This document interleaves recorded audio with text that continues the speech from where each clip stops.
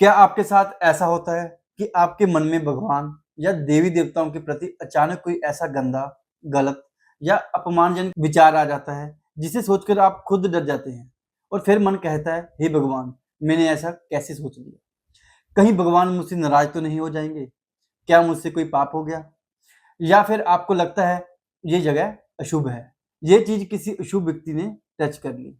शमशान या मृत्यु से जुड़ी जगह से आया व्यक्ति इस चीज को टच कर गया, अब इसे साफ करना पड़ेगा। आप हाथ धोते हैं, फिर भी मन कहता है शायद ठीक से साफ नहीं हुआ। हाथ दोबारा धोते हैं, फिर कपड़े बदलते हैं, फिर नहाते हैं, लेकिन मन को सर्टिनिटी फिर भी नहीं मिलती। अगर आपके साथ ऐसा होता है तो जरूरी नहीं है कि इसका मतलब आपकी आस्था में कोई कमी है। कई बार ये ओसीडी का एक पैटर्न भी हो सकता है। आज इस वीडियो में हम इसे बिल्कुल सरल भाषा में समझेंगे। नमस्कार, मैं डॉक्टर अंकुश गर्ग मनोवैद्य से। आज का विषय बहुत महत्वपूर्ण है, क्योंकि इस प्रकार के कई पेशेंट सालों तक अपनी प्रॉब्लम किसी को बताते ही नहीं। उन्हें शर्म आती है, उन्हें डर लगता है, डॉक्टर मेरे बारे में क्या सोचेगा, परिवार को बता दिया तो वो क्या कहेंगे, और खासकर जब थॉट्स भगवान, पूजा, पाप पुण्य, शुभ अशुभ या शुद्ध अशुद्ध से जुड़े हो तो गिल्ट और भी बढ़ जाता है।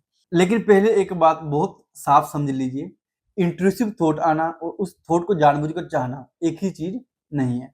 ओसीडी में अनवांटेड धार्मिक, सेक्सुअल, अग्रेसिव या टैबू थॉट आना भी ऑब्सेशन का हिस्सा हो सकते हैं। ओसीडी में आमतौर पर एक साइकिल बनता है। ऑब्सेशन, कोई अनवांटेड थॉट आया, इमेज बनी, डाउट या डर आया। फिर एंजाइटी, उस थॉट से घबराहट और गिल्ट पैदा हुआ। फिर कंपल्शन, उस डर को खत्म करने के लिए व्यक्ति कोई काम बार बार करता है और कुछ देर के लिए रिलीफ मिलता है, लेकिन फिर डाउट वापस आता है। धार्मिक या मोरल चीजों से जुड़ा यही ओसीडी पैटर्न धार्मिक ओसीडी कहलाता है। इसमें व्यक्ति जरूरत से ज्यादा इस बात को लेकर परेशान रह सकता है कि कहीं भगवान नाराज ना हो जाए, कहीं पाप ना हो गया हो, तो पूजा बिल्कुल सही हुई या नहीं। धार्मिक या मोरल चीजों से जुड़ा यही ओसीडी को हम धार्मिक ओसीडी पैटर्न कहते हैं। मन पूरी तरह शुद्ध है या नहीं, उसने किसी धार्मिक चीज का अपमान तो नहीं कर दिया, और फिर वह repeated prayer, cleansing, reassurance, checking या मेंटल रिचुअल्स करने लगता है। एक बहुत कॉमन एग्जांपल समझिए। मान लीजिए एक व्यक्ति कमरे में भगवान की तस्वीर देखता है। अचानक उसके मन में विचार आया, ये तस्वीर जहां नहीं होनी चाहिए, कहीं भगवान को बुरा ना लग जाए। अब सामान्य रूप से थॉट आया और चला जाना चाहिए, लेकिन ओसीडी कहता है अगर सच में बुरा लग गया, व्यक्ति तस्वीर दूसरी जगह करता है। कुछ देर रिलीफ मिला, फिर डाउट, नई जगह भी गलत तो नहीं, फिर तीसरी जगह, फिर किसी से पूछता है आप बताओ यहाँ रखना पाप तो नहीं है? सामने वाला कहता है नहीं, बिल्कुल ठीक। फिर लेकिन उन्हें पूरी बात समझ नहीं आई होगी, फिर किसी दूसरे व्यक्ति से पूछेगा। यही है ओसीडी का ट्रैप। सवाल बदलते आते हैं, लेकिन सर्टेनिटी कभी पूरी नहीं मिलती। ओसीडी विशेष रूप से डाउट को पकड़ सकता है और व्यक्ति को बार बार आश्वासन, रिसर्च, प्रेयर या चेकिंग के लिए मजबूर कर सकता है। अब हम शुभ अशुभ वाला ओसीडी पैटर्न देखते हैं। अब दूसरा पैटर्न समझिए। कुछ लोगों के मन में किसी घटना, व्यक्ति, वस्तु या जगह को लेकर एक एसोसिएशन बन जाता है।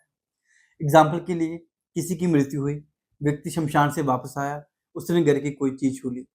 अब ओसीडी माइंड कहता है ये चीज अशुभ हो गई, फिर इसे हाथ नहीं लगाना। अगर गलती से हाथ लग गया, हाथ धोना पड़ेगा।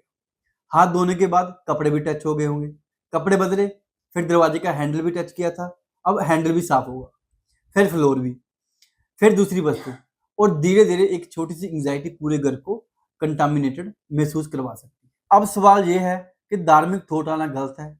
बिल्कुल नहीं। यहाँ बहुत सावधानी से समझना जरूरी है। मैं ये नहीं कह रहा कि आपकी धार्मिक मान्यताएं गलत हैं। हर धार्मिक और हर फैमिली में अपना कल्चर होता है। ओसीडी और सामान्य धार्मिक आस्था के बीच फर्क बिलीफ से ज्यादा पैटर्न में है। आप स्वयं से 5 सवाल पूछ सकते हैं।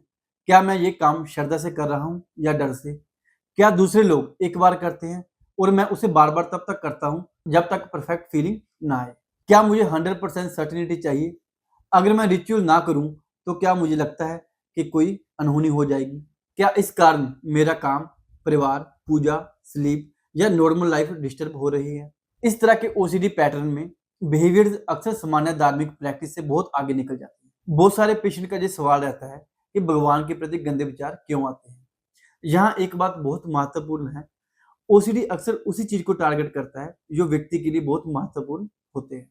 अगर किसी व्यक्ति के लिए धर्म और भगवान बहुत महत्वपूर्ण है तो ओसीडी उसी जगह डाउट पैदा कर सकता है।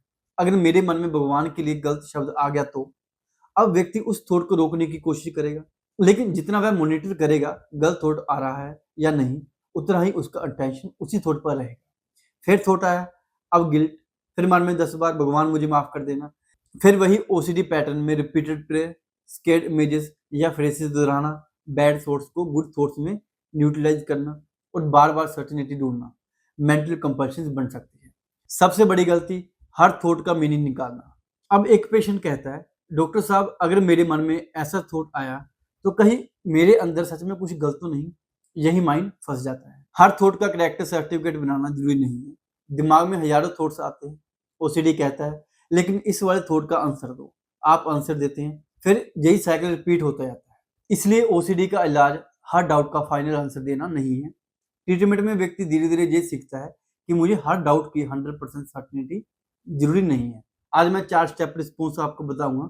स्टेप 1, जब भी इस तरीके का थॉट आए सबसे पहले पहचाने, खुद से कहे ये ओसीडी टाइप डाउट हो सकता है। तुरंत ये तय करने ना बैठे कि थॉट सही है या गलत।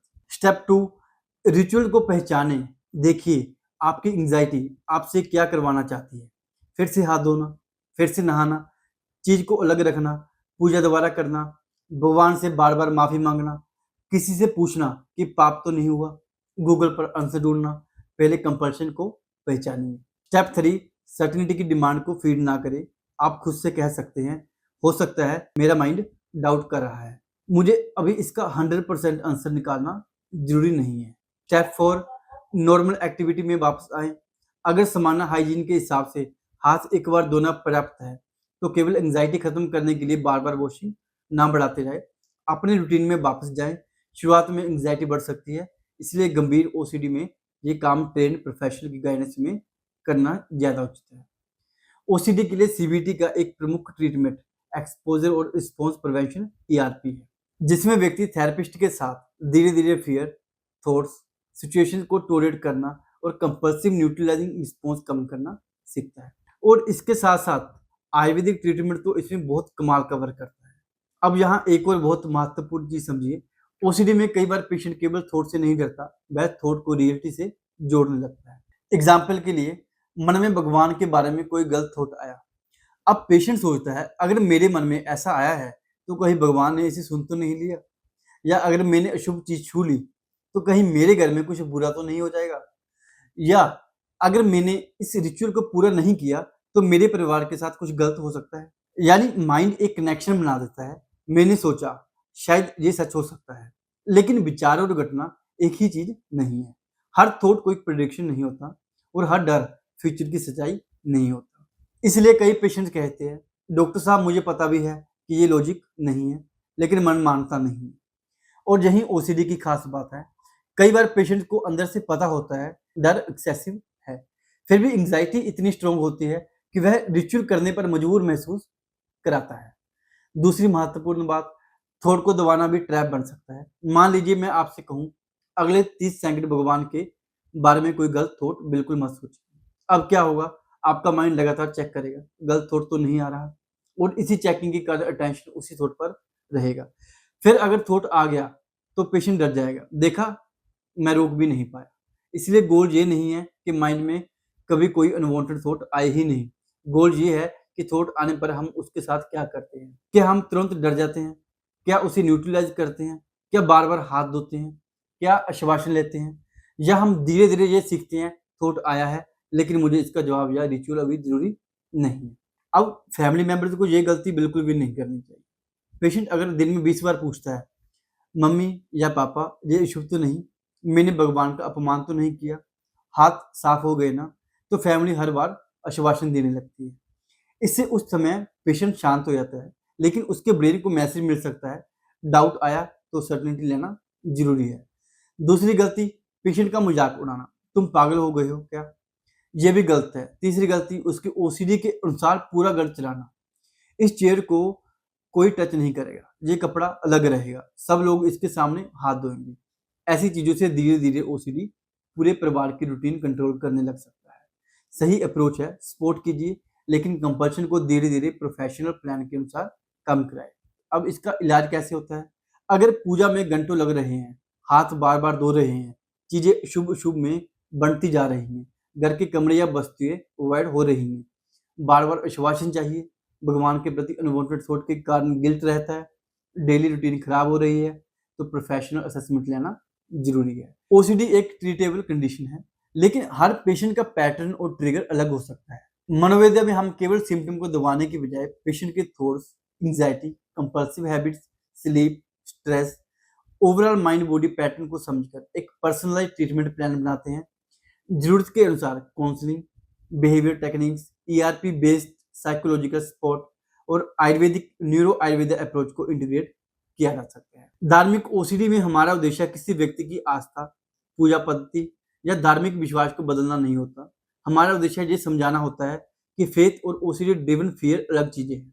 आखिर में सिर्फ एक बात याद रखिए, आपके मन में आया हर विचार आपकी इच्छा नहीं होता और हर अनकंफर्टेबल फीलिंग किसी चीज को वास्तव में अशुभ साबित नहीं करती।